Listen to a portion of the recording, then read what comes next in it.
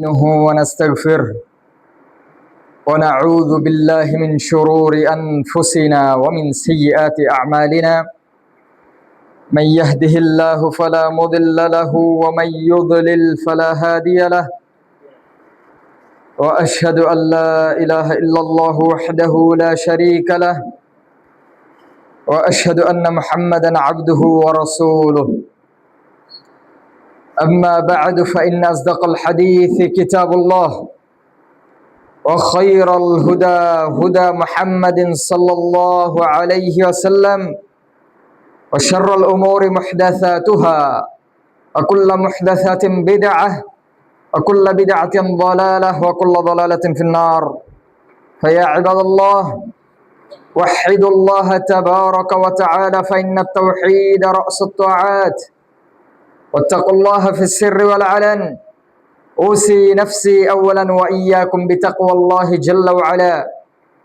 عباد الله قال الله تبارك وتعالى يا أيها الذين آمنوا اتقوا الله حق تقاته ولا تموتن إلا وأنتم مسلمون يا أيها الذين آمنوا اتقوا الله وقولوا قولا سديدا يصلح لكم أعمالكم ويغفر لكم ذنوبكم ومن يطع الله ورسوله فقد فاز فوزا عظيما يا أيها الناس اتقوا ربكم الذي خلقكم من نفس واحدة وخلق منها زوجها وبث منهما رجالا كثيرا ونساء واتقوا الله الذي تساءلون به والأرحام إن الله كان عليكم رقيبا وقال تبارك وتعالى ومن يشاقق الرسول من بعد ما تبين له الهدى ويتبع غير سبيل المؤمنين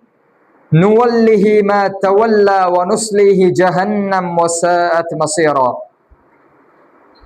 وقول الرسول صلى الله عليه وسلم عليكم بسنتي وسنة الخلفاء الراشدين المهديين من بعدي تمسكوا بها وعضوا عليها بالنواجذ وإياكم ومحدثات الأمور فإن كل محدثة بدعة وكل بدعة ضلالة সর্বাগ্রে প্রশংসা জ্ঞাপন করছি আল্লাহ রাব্বুল আলামিনের জন্য যে মহান প্রতিপালক আমাদের সৃষ্টিকর্তা আমাদের রিজিক দাতা হায়াত ও মৌতের মালিক যে মহান প্রতিপালক আমাদেরকে সর্বশ্রেষ্ঠ দিন সর্বশ্রেষ্ঠ ধর্ম দিয়ে আমাদেরকে সম্মানিত করেছেন যে মহান প্রতিপালক আমাদেরকে সর্বশ্রেষ্ঠ সর্বশেষ নবীর উম্মত হিসেবে কবুল করেছেন সেই মহান প্রতিপালকের দরবারে শুকরিয়া জ্ঞাপন করছি আলহামদুলিল্লাহ আলহামদুলিল্লাহ দরুদ ও সালাম বর্ষিত হোক মানবতার মুক্তির দিশারি সর্বযুগের সর্বশ্রেষ্ঠ মহামানবের প্রতি যার দেখানো পথ ও পদ্ধতি অনুসরণেই রয়েছে ইহলৌকিন ও পরলৌকিন সফলতা যেই নবীর আদর্শ অনুসরণ এবং অনুকরণ ছাড়া মানুষ ইহলৌকিক এবং পারলৌকিক সফলতা অর্জন করতে পারে না যার ইত্তিবা ছাড়া মানুষ পথভ্রষ্ট হয়ে যায় যার ইত্তিবা ছাড়া মানুষ সঠিক হিদায়াত পায় না সেই নবীর প্রতি দরুদ ও সালাম সকলেই বলি সাল্লাল্লাহু আলাইহি ওয়াসাল্লাম। সম্মানিত সমবেত সুধী আল্লাহ রাব্বুল আলামিন বলছেন ওয়া মান ইউশাকিকির রাসূল মিন বা'দি মা তাবায়্যানা লাহুল হুদা ওয়া ইয়াত্তাবি' গায়রা সাবিলিল মুমিনিন নুওয়াল্লিহি মা তাওয়াল্লা ওয়া নুসলিহি জাহান্নাম ওয়া সাআত মাসীরা যারা আল্লাহর রাসূল সাল্লাল্লাহু আলাইহি ওয়াসাল্লামের সাথে বিরোধিতা করে মিন বা'দি মা তাবায়্যানা লাহুল হুদা হেদায়েতের পথ সুস্পষ্ট হওয়ার পরে সত্য প্রকাশিত হওয়ার পরে যারা সত্যকে মেনে নিতে দ্বিধাবোধ করে যারা সত্য সুস্পষ্ট হওয়ার পরে রাসূলের কথার বিরোধিতা করে রাসূলের কথাকে মেনে নিতে চায় না ওয়ায়াত্তাবি' গায়রা সাবিলিল মুমিনিন আর সাহাবাদের দেখানো পথ অনুসরণ করে না সাহাবারা যেই পথে চলেছেন এই পথে যারা চলে না, নুওয়াল্লিহি মা তাওয়াল্লা, আমি তাদেরকে সেই পথেই পরিচালিত করব যেই পথে তারা যেতে চায়। তারা যেই পথে যেতে চায় সেই পথে যাক, আমি তাদেরকে ওই পথেই ছেড়ে দিব।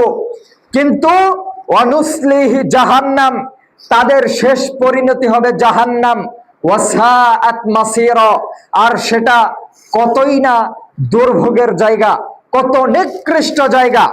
আল্লাহ হুঁশিয়ারি দিচ্ছেন, যারা আল্লাহর রাসূল সাল্লাল্লাহু আলাইহি ওয়াসাল্লাম এবং তদীয় সাহাবায়ে কেরামের পথ ও পদ্ধতি অনুসরণ করবে না, তাদেরকে আল্লাহ জাহান্নাম প্রবেশ করাবেন। তাদেরকে আল্লাহ তারা যেই দিকে যেতে চায় ওই দিকেই ছেড়ে দিবেন এবং তার শেষ পরিণতি হচ্ছে জাহান্নাম। সম্মানিত সমবেত মুসল্লিবৃন্দ, আল্লাহর রাসূল সাল্লাল্লাহু আলাইহি ওয়াসাল্লাম বলছেন,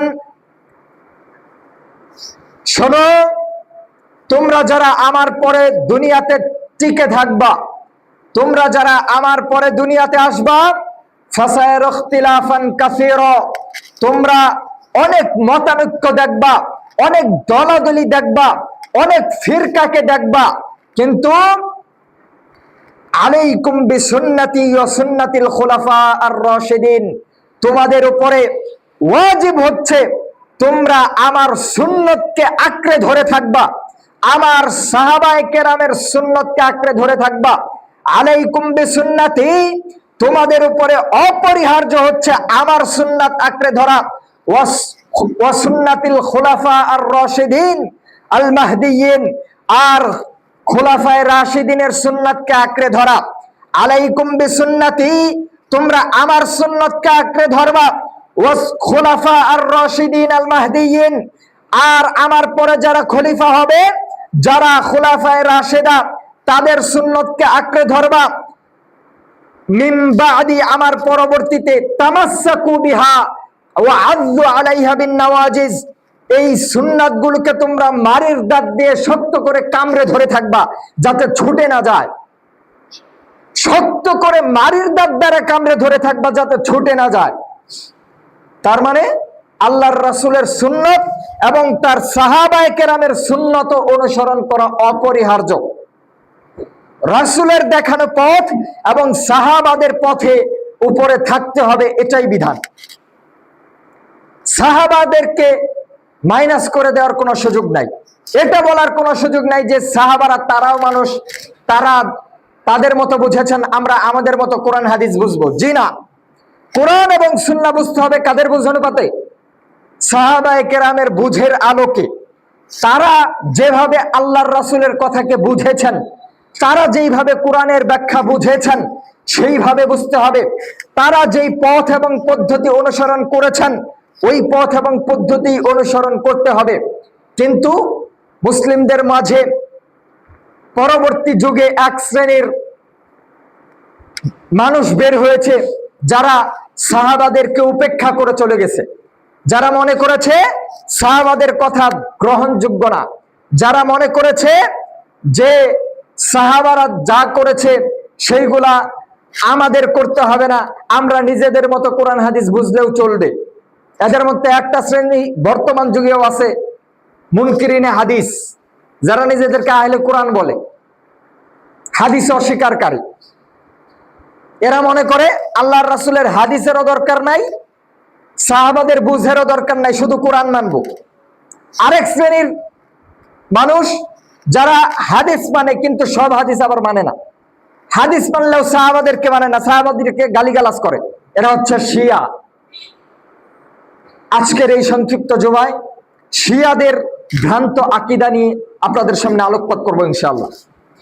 বাংলাদেশের অধিকাংশ মানুষ শিয়াদের দ্বারা প্রভাবিত, অধিকাংশ মানুষ শিয়া প্রেমী, অধিকাংশ মানুষ শিয়াদেরকে মুসলমান মনে করে, অথচ এদের আকীদা এত মারাত্মক, এত ডেঞ্জারাস, এত ভয়ঙ্কর যে তারা অনেক আগে ইসলাম থেকে বের হয়ে গেছে, কাফের হয়ে গেছে। তাদের মাঝে আর মুসলিমদের মাঝে, ইসলামের মাঝে কোনো সম্পর্ক নাই। তাদের কিতাবাদি থেকে আপনাকে তাদের আকীদাগুলো বুঝাই, শিয়াদের কুফরি আকীদাগুলো কি। এই আকীদাগুলো পোষণ করলে কোনো মানুষ মুসলিম থাকতে পারে কিনা? শিয়াদের ভয়ঙ্কর আকীদার মধ্যে একটা আকীদা হচ্ছে যে আল্লাহর রাসূল সাল্লাল্লাহু আলাইহি ওয়াসাল্লাম দুনিয়াতে ন্যায় বিচার প্রতিষ্ঠা করে যেতে পারেন নাই। নাউজুবিল্লাহ বলবেন না? রাসূলুল্লাহ সাল্লাল্লাহু আলাইহি ওয়াসাল্লাম দুনিয়াতে ন্যায় বিচার প্রতিষ্ঠা করতে পারেন নাই। ন্যায় বিচার কে প্রতিষ্ঠা করবে? দুনিয়াতে যত নবী রাসূলগণ এসেছেন আমাদের নবী সহ কেউই দুনিয়াতে ন্যায় বিচার প্রতিষ্ঠা করতে পারেন নাই। ন্যায় বিচার কে প্রতিষ্ঠা করবে? তাদের মতে শেষ যুগে তাদের একজন ইমাম আসবে, প্রতীক্ষিত মাহাদি। তারা যে ইমামের জন্য অপেক্ষা করছে, এই ইমাম বের হয়ে আসবে, সেই ইমাম দুনিয়াতে ন্যায় বিচার প্রতিষ্ঠা করবে। তার এক পর্যন্ত কেউ ন্যায় বিচার প্রতিষ্ঠা করতে পারবে না। আমাদের নবীও ন্যায় বিচার প্রতিষ্ঠা করতে পারেন নাই। এটা হচ্ছে তাদের আকীদা। দুই, রাসূলুল্লাহ সাল্লাল্লাহু আলাইহি ওয়াসাল্লাম ইমামতের দায়িত্ব ঠিকভাবে পালন করেন নাই। আল্লাহর নবীর পরে ইমাম কে হবেন এই দায়িত্ব আল্লাহ ঘোষণা করে দিয়েছেন, কিন্তু তিনি এই দায়িত্ব উম্মাহকে বুঝিয়ে দিয়ে যান নাই। কে ইমাম হবে, কে খলিফা হবে, এটা তিনি বুঝায় দিয়ে যান নাই। এইটা হচ্ছে তাদের আকীদা। তো যেই ব্যক্তি বলবে যে আল্লাহর নবী তার দ্বীনের দায়িত্ব, রিসালাতের দায়িত্ব পালন করে নাই, সেই ব্যক্তি কি আর মুসলিম থাকার সুযোগ আছে? এটা কার কিতাব থেকে? তাদের কিতাব থেকে আপনাকে দেখাচ্ছি। কাশফুল আসরর, কয়দিন আগে মারা গেল খামেনি। এর আগে আরেকজন বড় খামেনি ছিল, রুহুল্লাহ খামেনি। খামেনির নিজের লেখা কিতাব কাশফুল আসররের 155 নম্বর পৃষ্ঠায় তিনি বলছেন যে আল্লাহর নবী মুহাম্মদ সাল্লাল্লাহু আলাইহি ওয়াসাল্লাম ইমামতের দায়িত্ব কে পাবে এটা বুঝায় দেন নাই। এই জন্য দুনিয়াতে আজকে বিশৃঙ্খলা সৃষ্টি হয়েছে। নবীর অবহেলার কারণে, বুঝায় না দেওয়ার কারণে দুনিয়াতে এই খিলাফত নিয়ে ফিতনা সৃষ্টি হয়েছে, মতানৈক্য সৃষ্টি হয়েছে। আল্লাহর রাসূল সাল্লাল্লাহু আলাইহি ওয়াসাল্লাম তার দায়িত্ব পালন করে যেতে পারেন নাই। খোমেনি তার কিতাবে লিখছে, 3 কিতাবুল ফুরু 2 নম্বর খণ্ডের 224 নম্বর পৃষ্ঠার মধ্যে বলছে, যেই ব্যক্তি আবু বকর, উমর, উসমান, আয়েশা, হাফসা রাদিয়াল্লাহু তাআলা আনহুকে প্রত্যেক ফরজ সালাতের পরে গালি দিবে, সেই ব্যক্তি আল্লাহর নৈকট্য অর্জন করতে পারবে। নাউজুবিল্লাহ মিন যালিক। যেই ব্যক্তি সাহাবাদেরকে গালি দিবে তারা নাকি আল্লাহর নৈকট্য অর্জন করতে পারবে। আর এই জন্য তারা এইটাই করে, প্রত্যেক ফরজ সালাতের পরে আবু বকর, উমর, উসমান, আয়েশা, হাফসা রাদিয়াল্লাহু তাআলা আনহুম আজমাইন এনাদের উপর লানত করে, এদেরকে গালি দেয়, আর মনে করে সাহাবাদেরকে গালি দিলে আল্লাহর নৈকট্য লাভ করা যাবে। অথচ রাসূলুল্লাহ সাল্লাল্লাহু আলাইহি ওয়াসাল্লাম বলেছেন, লা তাসুব্বু আসহাবি, আমার সাহাবাদেরকে তোমরা গালি দিও না। রাসূলুল্লাহ সাল্লাল্লাহু আলাইহি ওয়াসাল্লাম বলেছেন যে আমি যদি বন্ধুরূপে কাউকে গ্রহণ করতাম তাইলে আমি আবু বকরকে বন্ধু বানাতাম। আল্লাহর রাসূল সাল্লাল্লাহু আলাইহি ওয়াসাল্লাম বলছেন, লাউ কানা বাদি নাবিয়্যুন লাকানা উমর, আমার পরে যদি কেউ নবী হতো তাইলে সেটা হতো উমর।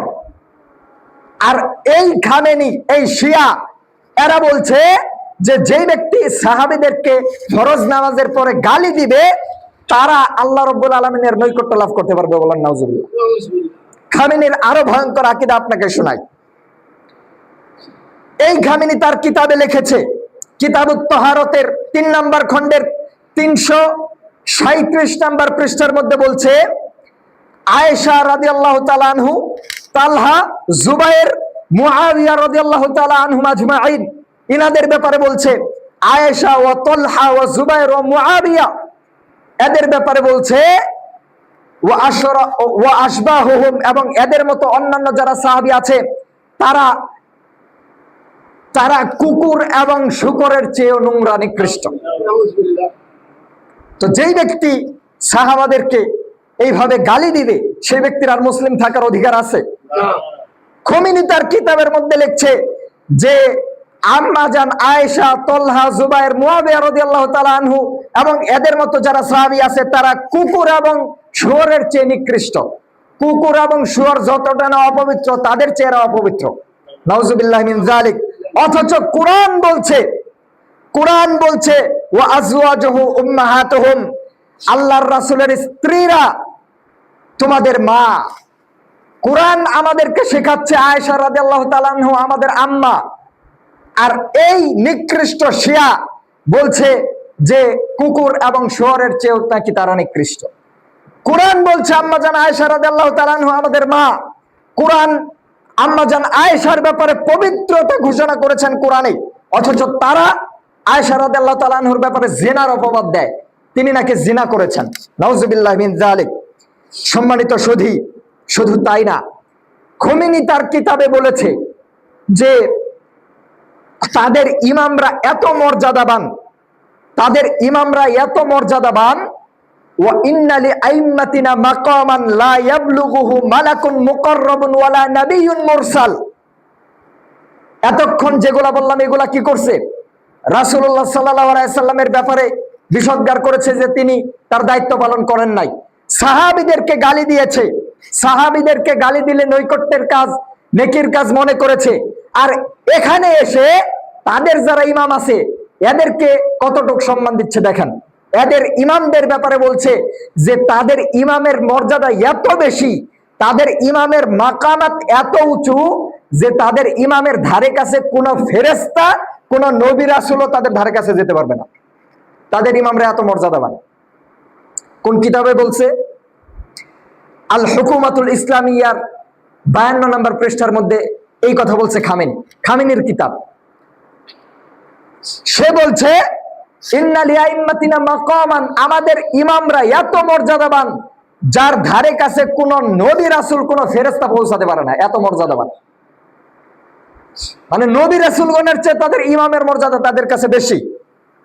এই আকীদা যারা পোষণ করবে তাদের ইসলামের মধ্যে থাকার আর কোন সুযোগ আছে?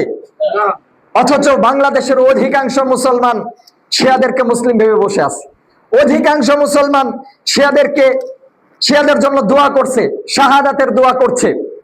এখানেই শেষ না, শিয়াদের কালিমা ততক্ষণ পর্যন্ত তারা মুসলিমই হতে পারবে না যতক্ষণ না তাদের কালিমার মধ্যে ওয়া আশহাদু আন্না আলিয়ান ওয়ালিউল্লাহ, আলী আল্লাহর ওলি, এই কথা বলা ছাড়া তাদের কালিমাই পূর্ণ হবে না। আমাদের কালিমার কয়টা অংশ? দুইটা, আশহাদু আল্লা ইলাহা ইল্লাল্লাহ ওয়া আশহাদু আন্না মুহাম্মাদার রাসূলুল্লাহ। আল্লাহ এক, এটা আমরা সাক্ষ্য দেই, রাসূলুল্লাহ সাল্লাল্লাহু আলাইহি ওয়াসাল্লাম আল্লাহর রাসূল, এইটা সাক্ষ্য দেই। অথচ তারা বলছে এই দুইটা সাক্ষ্য দিলে কেউ মুসলিম হতে পারে না। সাক্ষ্য আরেকটা দিতে হবে কি? ওয়া আন্না আলিয়ান ওয়ালিউল্লাহ। এইখানেই শেষ না, এই কালিমার শেষে লাগাইতে হবে ওয়া আবু বকর ফিন্নার, ওয়া উমর ফিন্নার, উসমান ফিন্নার, আয়েশা ফিন্নার, হাফসা ফিন্নার। মানে আবু বকর, উমর, উসমান, আয়েশা, হাফসা এরা সবাই জাহান্নামী। এই কথা না বললে কেউ মুসলিমই হতে পারবে না তাদের কাছে।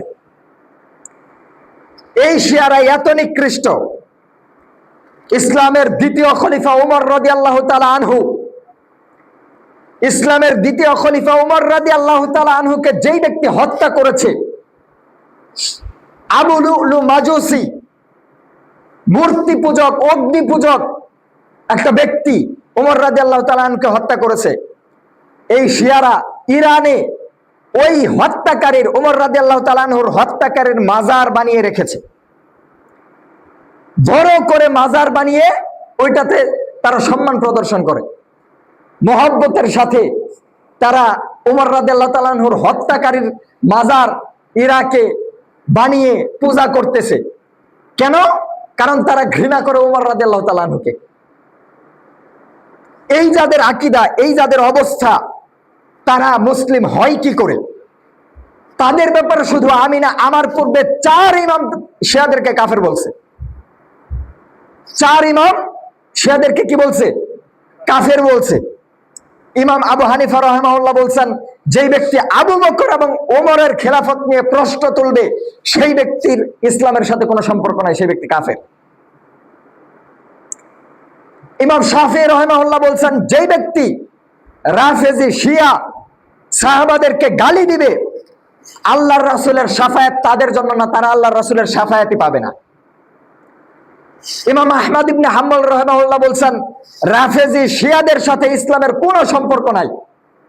ইমাম বুখারী রাহিমাহুল্লাহ বলছেন, মা উবালি সাল্লাইতু খালফাল জাহমি ওয়ার রাওয়াফিদ আম সাল্লাইতু খালফাল ইয়াহুদ ওয়ান নাসারা। ইমাম বুখারী রাহিমাহুল্লাহ বলছেন যে আমি রাফেজি, শিয়া এবং জাহমিয়াদের পিছনে সালাত আদায় করা আর ইহুদি নাসারাদের পিছনে সালাত আদায় করাকে একই মনে করি। ইহুদি নাসারাদের পিছনে সালাত আদায় করা যেই কথা, শিয়াদের পিছনে, রাফেজিদের পিছনে আর জাহমিয়াদের পিছনে নামাজ পড়া একই কথা।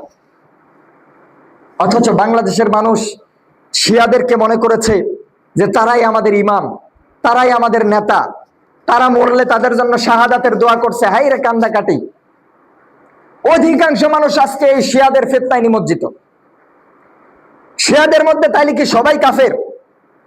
শিয়াদের মধ্যে সবাই কাফের? সব শিয়া কাফের এইটা বলা যাবে না যে সব শিয়া কাফের। শিয়াদের মধ্যে দুইটা ভাগ আছে, একটা আহলুত তাশাইয়্যু কুবরা আর একটা আহলুত তাশাইয়্যু সুগরা। একটা হচ্ছে বড় শিয়া, একটা ছোট শিয়া। ছোট শিয়া কারা? যারা জাইদিয়া শিয়া। এরা এই সকল আকীদা পোষণ করে না, কিন্তু তারা মনে করে যে আবু বকর, ওমর, উসমান রাদিয়াল্লাহু তাআলা আনহু তাদের চেয়ে আলী রাদিয়াল্লাহু তাআলা আনহুর মর্যাদাটা বেশি, এইটা মনে করে। যারা শুধু এতটুকু মনে করে তাদেরকে কাফের বলার কোনো সুযোগ নাই। কিন্তু যারা বড় শিয়া, আহলুত তাশাইয়্যু কুবরা, যারা এই ধরনের আকীদাগুলা পোষণ করে, তারা ইসলাম থেকে বহু আগে বের হয়ে গেছে, তাদের সাথে আর ইসলামের কোনো সম্পর্ক নাই। এক কথায় তারা কাফের। এখন প্রশ্ন হচ্ছে খামেনি কোন ধরনের শিয়া? খামেনি হচ্ছে ইসনা আশারিয়া শিয়া, যার আকীদাগুলা হচ্ছে এই আকীদা যেগুলা বর্ণনা করলাম, এইটা খামেনির আকীদা। তো এই আকীদা পোষণকারী আর মুসলিম থাকে? অথচ বাংলাদেশের মানুষ তো মনে করছে যে সে শহীদ হয়েছে, সে মুসলিমদের লিডার।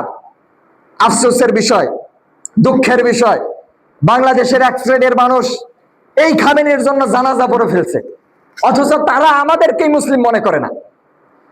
ইরানের শিয়ারা, ইসনা আশারিয়া শিয়া যারা, তারা আমাদেরকে মনে করে কাফের, আমাদেরকে তারা মুসলিম মনে করে না। অথচ বাংলাদেশের এই বেকুবরা, মূর্খরা এই শিয়ার মৃত্যুতে জানাজার পড়ে ফেলছে বাংলাদেশে। তাদের জানাজার নিয়ম তো আলাদা, অথচ এর জন্য তুমি বাংলাদেশে জানাজার পড়ে ফেলছো। আবার বাংলাদেশ থেকে প্রতিনিধি দল গেছে না জানাজার আদায় করতে?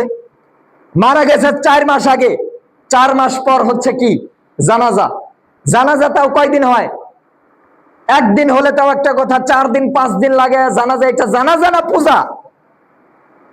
হিন্দুদের পূজা আর এই জানাজার মধ্যে কোনো পার্থক্য আছে? কোনো পার্থক্য নাই। আর আমরা শ্রদ্ধা ভরে, ভক্তি ভরে তাদের জানাজা পড়তে গেলাম। আবার বাংলাদেশের মানুষ স্লোগান দিচ্ছে যে গোলামি না খামেনি, খামেনির নামে স্লোগান দিচ্ছে, তাকে মুসলমানদের লিডার হিসেবে উপস্থাপন করতেছে, বলতেছে যে খামেনি হচ্ছে আমাদের ঐক্য শিখায় গেছে, মুসলিমরা একতাবদ্ধভাবে কিভাবে জিহাদ করতে হয় এইটা নাকি তিনি শিখায় গেছে। নাউজুবিল্লাহি মিন যালিক। খামেনি যদি ঐক্য শিখায় যায়, তাইলে সুন্নিদেরকে হত্যা করলো কারা? আপনি বলবেন যে আমাদের আকীদার তফাৎ থাকতেই পারে, কিন্তু তারা তো ফিলিস্তিনের জন্য যুদ্ধ করতেছে, বলবেন না? এক শ্রেণীর মানুষ বলে না? আসলেই কি ইরান ফিলিস্তিনের জন্য যুদ্ধ করেছে? ইরান যে ইসরায়েলে বোমা নিক্ষেপ করেছে, এটা কি ফিলিস্তিনের মুসলমানদের জন্য করেছে? করে নাই। কেন করে নাই? কারণ হচ্ছে 2000 সালের পর থেকে নিয়ে 2026 আজ পর্যন্ত আপনার ফিলিস্তিনে ইসরায়েল কত লক্ষ মুসলমান মেরেছে জানেন? সব মিলিয়ে 1 লাখ বা 1.5 লাখ মুসলমান মেরেছে। ফিলিস্তিনে ইসরায়েল 1 লাখ বা 1.5 লাখ মুসলমানকে নিধন করেছে। এই 1 লাখ বা 1.5 লাখ মুসলমানের জন্য যদি ইরান ইসরায়েলে হামলা করত, তাহলে মধ্যপ্রাচ্যে 15 লক্ষ সুন্নিকে তারা হত্যা করত না। ইসরায়েলে আপনার ফিলিস্তিনে ইসরায়েল 1.5 লক্ষ মুসলমানকে মেরেছে গত 26 বছরে। বুঝাইতে পারেন এই মনে হয় কথা? 2000 সালের পর থেকে আজ পর্যন্ত 1.5 লক্ষ মুসলমান মারছে কারা? ইসরায়েল, ইহুদিরা। আর 2000 সালের পর থেকে বর্তমান 26 সাল পর্যন্ত 15 লক্ষ সুন্নি মুসলমানদেরকে মেরেছে ইরান। তাহলে বেশি মারছে কারা? মুসলমানদেরকে বেশি মারছে কারা? ইরান। তো যেই ইরান 15 লক্ষ সুন্নিকে মেরেছে, সেই ইরান এই 1.5 লাখ মুসলমানদের জন্য কান্নাকাটি করবে? এটা বিশ্বাসযোগ্য? তাইলে তারা হামলা করছে কেন? নিজেদের স্বার্থে, রাজনৈতিক উদ্দেশ্যে। তাদের হামলা করার পেছনে মুসলমানদের কোনো স্বার্থ নাই। সম্মানিত সুধী, এই শিয়াদেরকে বাংলাদেশের মুসলমান এতটাই ভালোবাসতে বাসতে তাদের জন্য তাহাজ্জুদের সালাতেও কান্নাকাটি করে, অথচ একদিনও হয়তোবা ফিলিস্তিনের মুসলমানদের জন্য এইভাবে কান্নাকাটি করে নাই। যেইভাবে খামেনির জন্য দোয়া করছে, এইভাবে ফিলিস্তিনের মুসলমানদের জন্য মনে হয় না দোয়া করেছে। সম্মানিত সুধী, শিয়াদেরকে ভালোবাসার কারণ কি? শিয়াদেরকে যে এই দেশের মানুষ এত ভালোবাসে, এই ভালোবাসার কারণ কি? কারণ হচ্ছে এই দেশের প্রেক্ষাপটটাই এমন। বাংলাদেশ এমন একটা দেশ, যেই দেশে সঠিক ইসলাম, সঠিক দিন ধর্ম পাওয়া খুব কঠিন। বাংলাদেশ এমন একটা দেশ, যেই দেশে সঠিক দিন ধর্ম পাওয়া বড় কঠিন। কারণ বাংলাদেশে ইসলাম দিন ধর্ম প্রবেশ করেছে ইরাক ইরান হয়ে, সব রকমের ভেজাল বিদাত মিশ্রিত হয়ে ইসলাম বাংলাদেশে প্রবেশ করেছে। এই জন্য এদেশের মাটিতে সঠিক দিন ধর্ম পাওয়া বড় জটিল। বাংলাদেশের মানুষ বিদাতে হওয়ার পিছনে, বাংলাদেশের মানুষ শিয়া হওয়ার পিছনে বড় কারণ হচ্ছে এক শ্রেণীর হুজুর, যেই হুজুররা এদেশের মানুষদেরকে আকীদা মানহাজ শিখায় নাই, এদেশের মানুষদেরকে মানহাজ শিখায় নাই, এদেশের মানুষদেরকে শিরক বিদআত কি জিনিস তা বুঝায় নাই। হুজুররা শুধুমাত্র ফাজাইলে আমল নিয়ে দৌড়াদৌড়ি করেছে। এতদিন ধরে হুজুররা শুধুমাত্র ফাজাইলে আমলের বই নিয়ে তাবলিগ করেছে, আকীদা মানহাজ কি জিনিস এটা বুঝায় নাই। এই জন্য আজকে মুসলিমদের এই অবস্থা। হুজুর কোনোদিন আলোচনা করলো না শিরক কি জিনিস, হুজুর কোনোদিন আলোচনা করলো না বিদআত কি জিনিস, অথচ হুজুর ফাজাইলে আমল নিয়ে দৌড়াদৌড়ি করছে। নামাজের ফজিলত, রোজার ফজিলত, ওযু ভঙ্গের কারণ শিখাচ্ছে, কিন্তু ঈমান ভঙ্গের কারণ কোনোদিন হুজুর আলোচনা করলো না। এই জন্য আজকে মুসলিমদের অধপতন। আল্লাহ রাব্বুল আলামিন বলে দিচ্ছেন, আল্লাহর নবীকে বলছেন, ইয়া আইয়ুহার রাসূল, হে রাসূল, বাল্লিগ মা উনজিলা ইলাইকা মির রাব্বিক, আপনি আপনার উম্মতের মাঝে আল্লাহ আপনার প্রতি যা নাজিল করেছেন তা দ্বারা তাবলীগ করুন। বাল্লিগ মা উনজিলা ইলাইকা মির রাব্বিক, আপনি আপনার উম্মতদেরকে আল্লাহর কোরআন দিয়ে তাবলীগ করুন। আল্লাহর কোরআনে আল্লাহ যা বলেছেন তা তাদেরকে জানিয়ে দিন। আর যদি আপনি তা না করেন, ফামা বাল্লাগতা রিসালাতাহু, আপনি তার রিসালাতের দায়িত্ব পালন করলেন না। ওয়াল্লাহু ইয়াসিমুকা মিনান নাস, আর শুনুন, আপনি কি কথা বলতে ভয় পান? আপনি কি সত্য বলতে ভয় পান যে মানুষ আপনাকে আক্রমণ করবে, মানুষ আপনাকে মারবে? এইটা মনে করেন? শুনেন, আল্লাহ আপনার প্রতি যা নাজিল করেছেন আপনি সত্য প্রচার করুন, মানুষকে ভয় পাবেন না। আল্লাহই আপনাকে সব মানুষ থেকে রক্ষা করবেন, শত্রুদের থেকে রক্ষা করবেন। আল্লাহ বলে দিচ্ছেন, তাবলীগ যদি করতে হয়, করতে হবে কোরআন দিয়ে। কি দিয়ে? কোরআন দিয়ে তাবলীগ করতে হবে। তাবলীগ কোনো পীরের দেখানো পদ্ধতি দিয়ে হবে না, তাবলীগ কোনো মানব রচিত গ্রন্থ দিয়ে হবে না, তাবলীগ কোনো মানুষের মতাদর্শে হবে না। তাবলীগ হবে আল্লাহর কোরআন দিয়ে, তাবলীগ হবে আল্লাহর রাসূলের সহিহ হাদিস দিয়ে। এইটাই হচ্ছে বিধান। অথচ আপনার হুজুর তাবলীগ করছে ফাজাইলে আমলের কিতাব নিয়ে। এই জন্য এই দেশের মানুষ আকীদা মানহাজ কি জিনিস বুঝে না। এই জন্য এই দেশের মানুষ শিয়াদের সাথে মিশে গেছে। এই জন্য এই দেশের মানুষ ভেজাল আকীদা নিয়ে বেড়ে উঠছে, তারা সঠিক দিন ধর্ম থেকে দূরে। সম্মানিত সুধী, এদেশের হুজুররা কথা বলতে বলতে সত্য মিথ্যার বাছ বিচার করে না, সত্য মিথ্যা সব মিশ্রণ করে মানুষকে দাওয়াত দিচ্ছে। অথচ আল্লাহ তার নবীকে নিষেধ করে দিচ্ছেন মিথ্যা কথা বলতে। আল্লাহ তার নবীকে বলছেন, আল্লাহ রাব্বুল আলামিন রাসূলুল্লাহ সাল্লাল্লাহু আলাইহি ওয়াসাল্লামের ব্যাপারে বলছেন যে আল্লাহর নবী মুহাম্মদ সাল্লাল্লাহু আলাইহি ওয়াসাল্লাম যা বলেন তা আল্লাহর পক্ষ থেকে ওহী। আল্লাহর নবী যা বলেন তা আল্লাহর পক্ষ থেকে ওহী। তিনি কোনো কথা নিজের পক্ষ থেকে বানিয়ে বলেন না। আল্লাহ বলছেন, মুহাম্মদ, আপনি যদি নিজের পক্ষ থেকে বানিয়ে কোনো কথা বলেন, আপনি যদি নিজের পক্ষ থেকে বাড়িয়ে কোনো কথা বলেন তাহলে শুনুন, আমি আপনার ডান হাতকে চেপে ধরবো, আপনার কণ্ঠনালীকে কেটে দিব। দুনিয়ার কোন মানুষ আমার হাত থেকে আপনাকে রক্ষা করতে পারবে না। এই কথা আল্লাহ তার নবীকে বলছেন। আল্লাহ তার নবীকে বলছেন, আপনি যদি মিথ্যা কথা বলেন আপনার কণ্ঠনালী আমি কেটে দিব। দুনিয়ার কোন মানুষ আপনাকে আমার কাছ থেকে বাঁচাতে পারবে না। আর আপনার হুজুর মিথ্যা কথা দিয়ে, মিথ্যা তাফসির দিয়ে ওয়াজ মাহফিল করে বেড়াচ্ছে, তাহলে হুজুরের কি অবস্থা? হুজুর তো এই হাদিস ছাড়া ওয়াজই করতে পারে না যে দুনিয়া সৃষ্টি, আল্লাহর নবীকে না সৃষ্টি করা হলে দুনিয়া সৃষ্টি হতো না। এই হাদিস ছাড়া হুজুরের ওয়াজই হয় না। অথচ এই হাদিসটা পাওয়া গেছে জাল হাদিসের মধ্যে, মানুষের বানানো কথা, মিথ্যা কথা, যেই হাদিস আল্লাহর নবী বলেন নাই এমন কথা।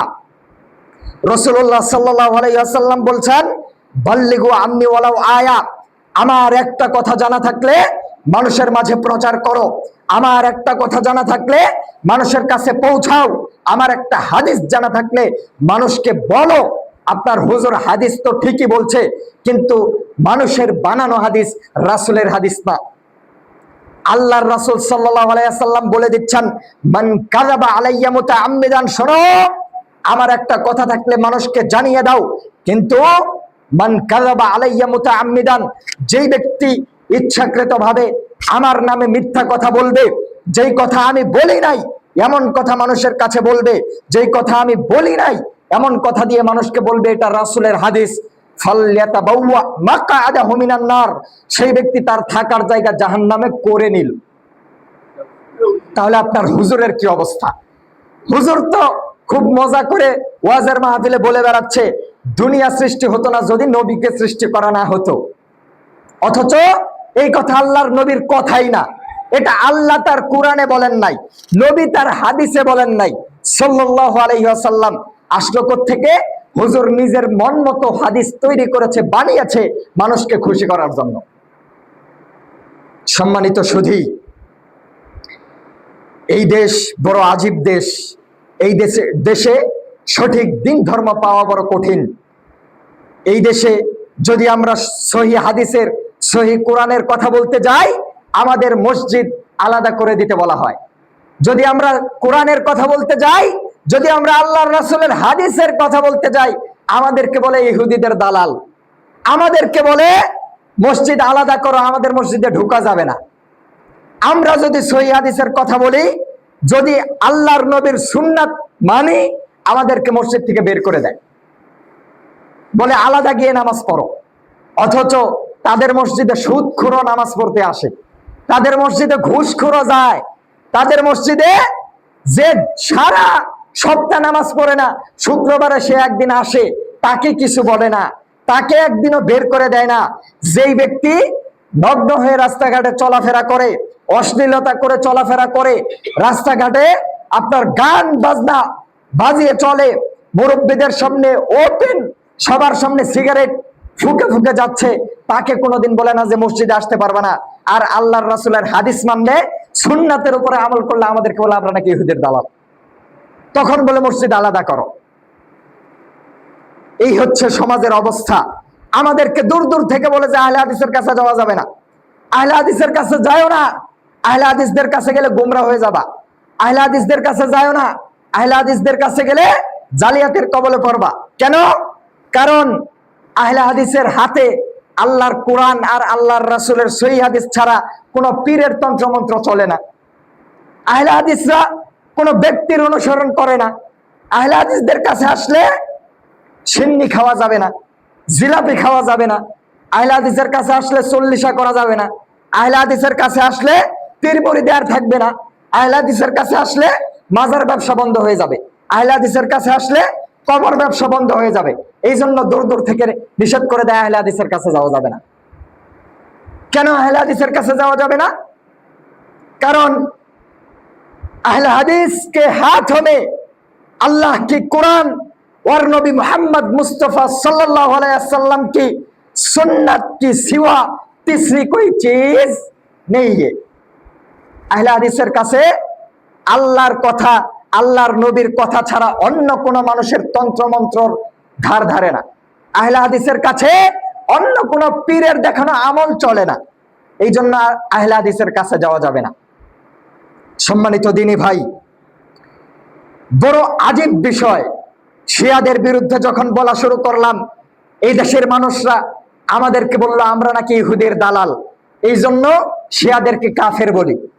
আমরা যখন বললাম খোমেনির কিতাব থেকে দেখাইলাম যে তার কুফরি আকীদা আছে, খোমেনির কিতাব থেকে প্রমাণ করলাম যে খোমেনি কাফের, ইসলামের সাথে তার সম্পর্ক নাই, তখন এই দেশের মানুষ আমাদেরকে বলল আমরা ইহুদির দালাল।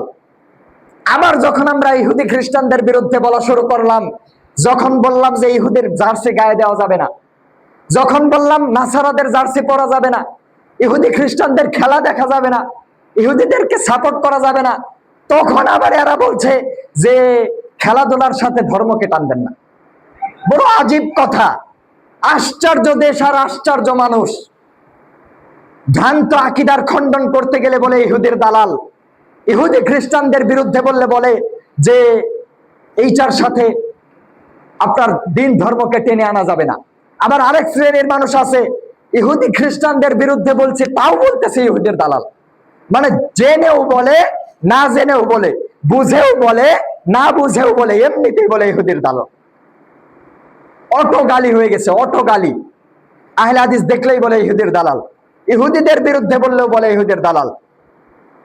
আজকে এক শ্রেণীর যুবক যুবতী এই খেলা পেয়ে, বিশ্বকাপ পেয়ে কি না করতেছে।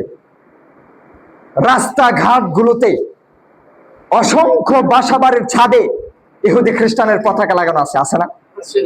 ইহুদিদেরকে এদেরকে বলে যে আমরা মন থেকে ভালোবাসি না, বলে যে আমরা শুধুমাত্র বিনোদনের জন্য খেলা দেখি, এদেরকে তো অন্তর থেকে সাপোর্ট করি না। অথচ এই কয়েকদিনের মধ্যে দেখা গেল কয়েকটা ছেলের ব্যাপারে দেখলাম যে তারা তাদের দল জিততে পারে নাই দেখে আত্মহত্যা করেছে। অন্তর থেকে যদি ইহুদি খ্রিস্টানদের প্রতি ভালোবাসা নাই থাকতো, মানুষ আত্মহত্যা এমনিতেই করে না। আবার অনেক মানুষ এমন দেখলাম যারা এই খেলাগুলো দেখার জন্য এদেরকে সাপোর্ট করতে গিয়ে বলতেছে আল্লাহর কাছে চাচ্ছে যে আল্লাহ দুনিয়াতে আর কিছু চাই না, জীবনে আর কিছু চাই না, শুধুমাত্র আমার পছন্দের দলটাকে জিতিয়ে দাও, এইটাই শেষ চাওয়া। অন্তর দিয়ে নাকি ভালোবাসে না। মিলাদ মাহফিলের আয়োজন করেছে তার পছন্দের দল যাতে জিততে পারে, অন্তর দিয়ে নাকি ভালোবাসে না। এই যুবকরা রাতে উঠে তাহাজ্জুদের সালাত কোনোদিন আদায় করে নাই, এই যুবকরা ফজরের সালাত পড়ার জন্য কোনোদিন উঠে না, অথচ রাতের ৩টা-৪টা বাজে উঠে যায় খেলা দেখার জন্য। ফজরের সালাতে একই সময় মসজিদের পাশে চায়ের দোকানে খেলা হচ্ছে, ওইখানে আপনার ২০, ৩০, ৫০, ৬০ জন মানুষ একসাথে খেলা দেখছে, মসজিদে ৫ জন মানুষও নাই। অথচ তারা বলছে যে খেলার সাথে ধর্মকে টানবেন না, তারা আবার বলছে যে অন্তর দিয়ে ভালোবাসি না। এরা খেলা দেখতে গিয়ে, খেলার মধ্যে ডুবে থাকতে গিয়ে আল্লাহকে ভুলে গেছে, আবার বলছে যে অন্তর দিয়ে ভালোবাসি না। অন্তর দিয়ে যদি ভালোবাসা নাই থাকতো ৪টা বাজে উঠে তুমি খেলা দেখতে যেতে পারো না। অন্তর দিয়ে যদি ভালোবাসা নাই থাকে ৪টা বাজে উঠে তুমি ফজরের সালাত অন্তত আদায় করতা, মনে করতা যে কোনোদিন উঠি না, আজকে যেহেতু উঠেছে আগে ফজরের নামাজটা পড়ি। কিন্তু তুমি ফজরের নামাজের ধার ধারণাই খেলা ঠিকই দেখেছো, খেলা দেখে আবার ৭টা ৮টার দিকে ঘুমিয়ে গেছো, ১২টা ১টার দিকে আবার ঘুম থেকে উঠেছো। এই হচ্ছে তোমার চরিত্র। তুমি মুসলিম, তুমি দাবি করো তুমি মুসলিম, আবার বলো তুমি তাদেরকে অন্তর থেকে ভালোবাসো না। আমি কোনটা গ্রহণ করব? তোমার বাহ্যিক বেশভূষা দেখে, বাহ্যিক আচরণ দেখে তো মনে হচ্ছে তুমি ইহুদি খ্রিস্টানদের গোলামে পরিণত হয়েছো। ইহুদি খ্রিস্টানদের গোলামি করার জন্য এই জাতি এত অধঃপতনে নেমেছে। ভার্সিটি গুলাতে সকলে মিলে একসাথে খেলা দেখার জন্য আয়োজন করেছে, প্রজেক্টর লাগিয়ে খেলা দেখে। কোন মিডল ইস্ট, কোন পশ্চিমা ভার্সিটিতে গিয়ে আপনি দেখবেন না এইরকম আয়োজন করে খেলা দেখতেছে।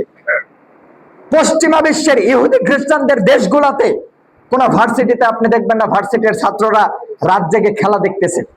কেন?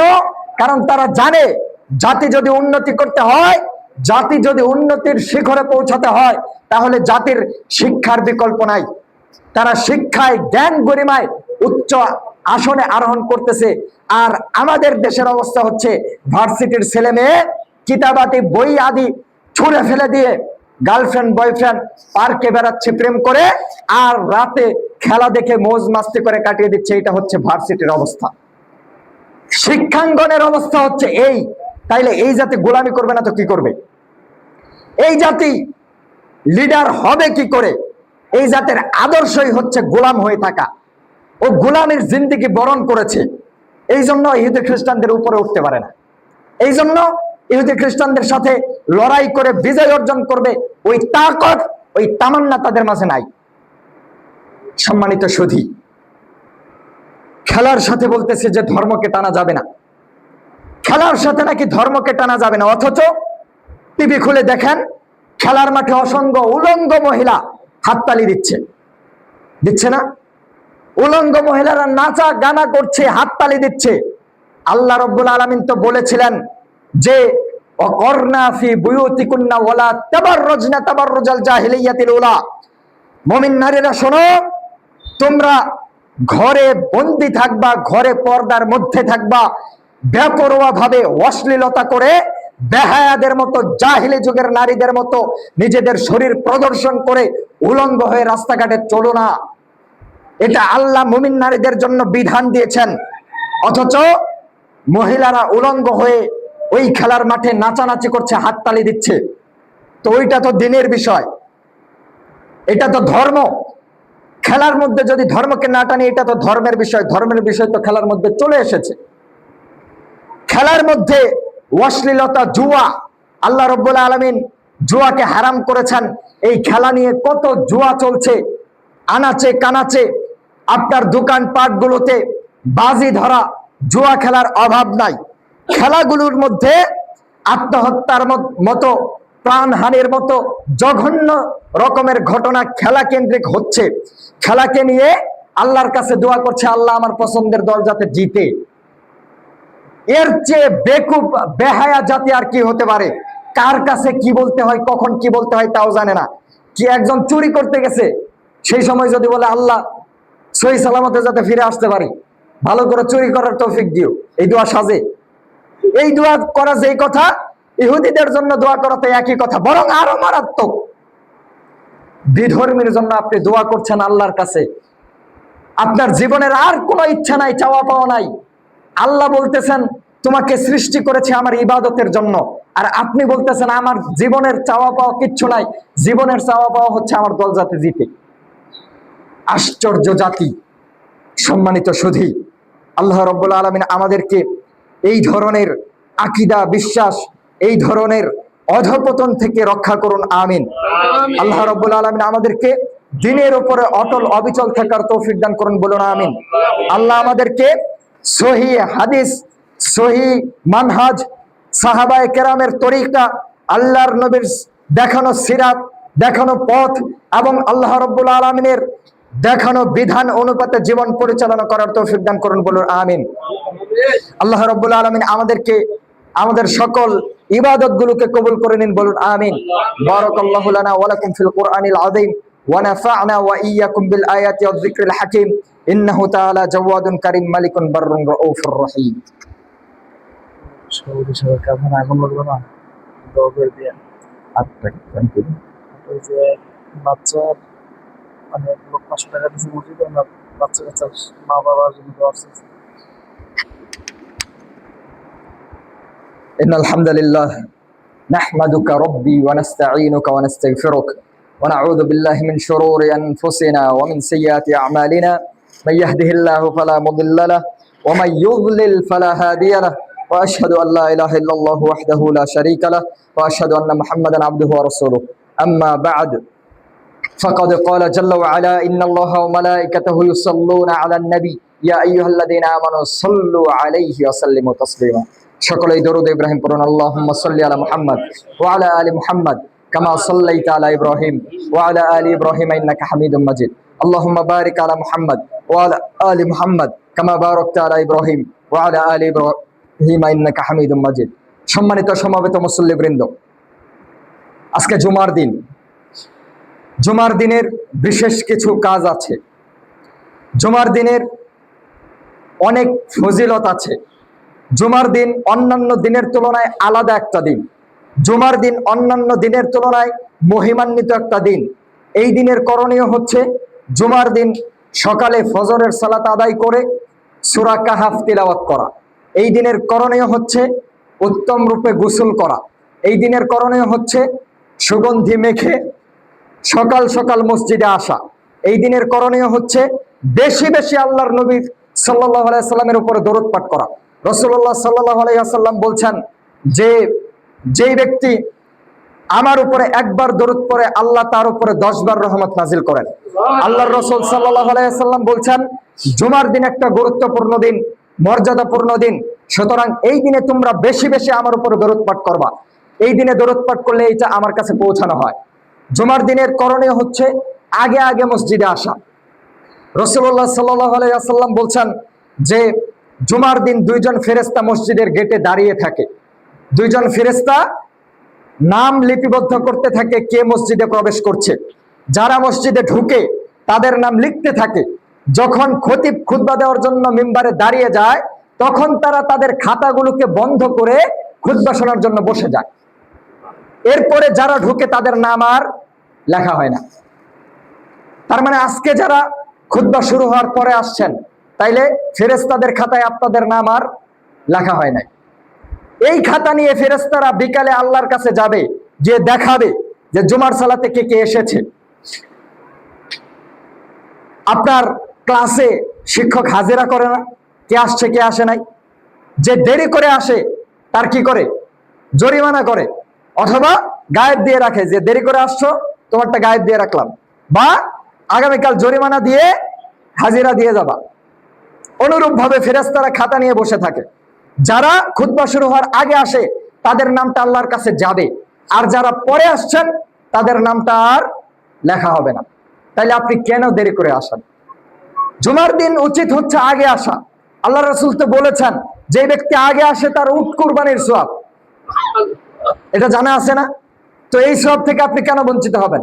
এইভাবে আস্তে আস্তে আস্তে আস্তে দিন পর্যন্ত আল্লাহ রাসূল বলেছেন সর্বশেষ যে আসবে আস্তে আস্তে সওয়াব কমতে কমতে এইভাবে পাবে।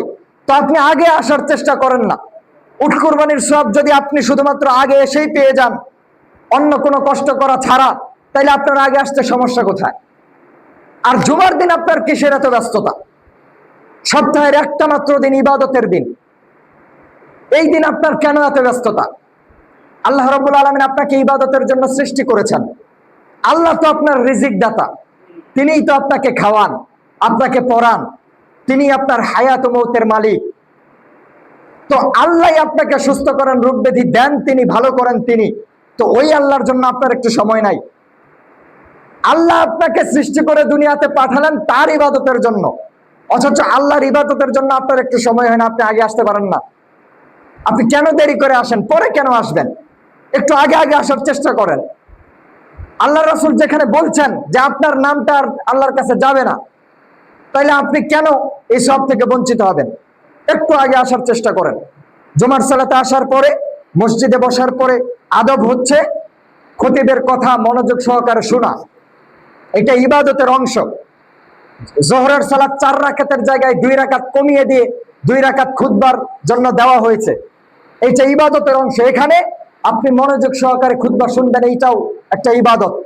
এইখানে গল্প গুজব করা যাবে না, এখানে বিশৃঙ্খলা করা যাবে না। অনেকে দেখা যায় যে গল্প গুজব করে, একজন আরেকজনের সাথে কথা বলি, প্রয়োজনে হোক আর বিনা প্রয়োজনে হোক, মানে দুনিয়াবি প্রয়োজনে কথা বলা যাবে না। অন্যজনকে যে আপনি নিষেধ করবেন মুখ দিয়ে যে কথা বলো না, এটাও নিষেধ। আপনি আরেকজনকে বলতে পারবেন না যে আপনি কথা বললেন না, এইটাও নিষেধ। এইটা যদি বলেন আরেকটা কথা হলো। এই জন্য ইশারা দিয়ে দেখাতে হবে যে কথা বলো না, কিন্তু আওয়াজ করা যাবে না, কথা বলা যাবে না। একজন আরেকজনের সাথে কথা বলার কোনো সুযোগ নাই, এটা আদবের খিলাফ।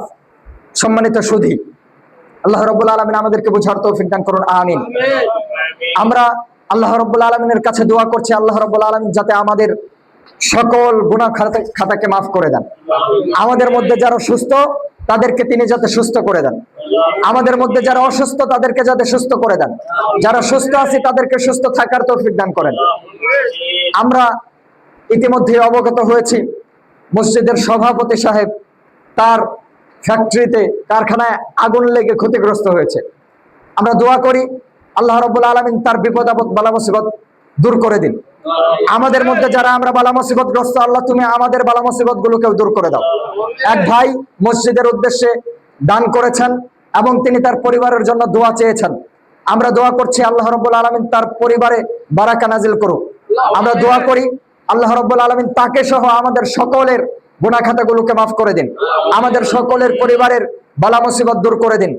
আমরা যারা বেঁচে আছি তাদেরকে আল্লাহ রাব্বুল আলামিন হায়াতে তৈয়্যিবা দান করুক। আমাদের মধ্যে যারা দুনিয়া থেকে বিদায় নিয়ে চলে গেছে